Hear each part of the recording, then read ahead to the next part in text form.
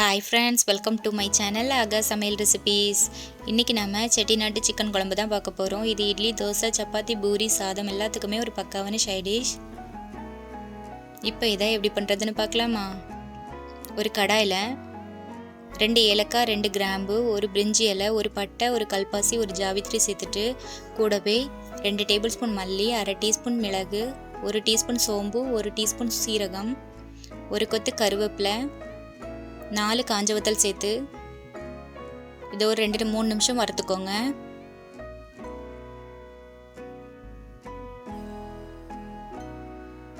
இப்போ இது வறுபட்டுட்டு இப்போ இதை ஆற வச்சுட்டு ஒரு மிக்ஸி ஜாரில் சேர்த்துக்கோங்க. இப்போ இதை நல்லா பவுடராக அரைச்சி எடுத்துகிட்டு வந்துடுங்க. இப்போ அதே கடாயில் அரை கப் தேங்காய் துருவல் சேர்த்து தேங்காய் லைட்டாக கலர் மாதிரி வர அளவுக்கு வறுத்துக்கோங்க.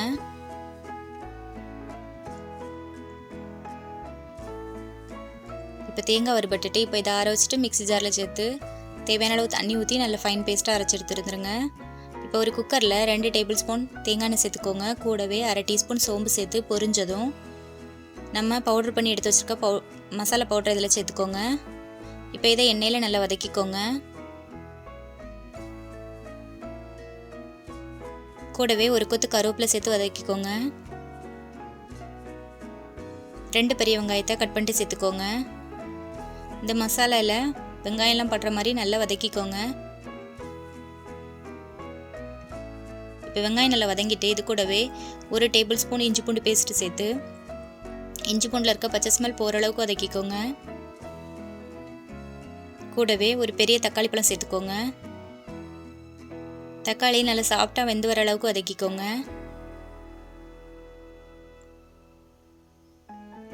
தக்காளி நல்லா சாஃப்டாக வந்துட்டு இது கூடவே மசாலா பொருட்கள் சேர்த்துக்கலாம். 1/4 டீஸ்பூன் மஞ்சள் தூள், அரை டீஸ்பூன் மிளகாய் தூள், தேவையான அளவு உப்பு சேர்த்து மசாலாவில் இருக்க பச்சை ஸ்மெல் போகிற அளவுக்கு வதக்கிட்டு நம்ம கழுவி சுத்தம் பண்ணி எடுத்து வச்சுருக்க சிக்கனை இதில் சேர்த்துக்கலாம். சிக்கன் சேர்த்துட்டு கூடவே 1/4 கப் தயிர் சேர்த்துக்கோங்க. இப்போ இதை இந்த எண்ணெயில் நல்லா வதக்கிக்கோங்க.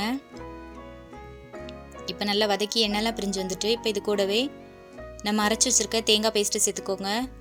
அரை கப் தண்ணி சேர்த்துக்கோங்க. இப்போ இதை மிக்ஸ் பண்ணி கொடுத்துட்டு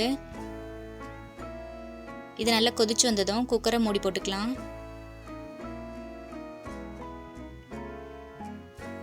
இப்போ குக்கரை மூடி போட்டு 3 விசில் வேக விட்டுக்கோங்க.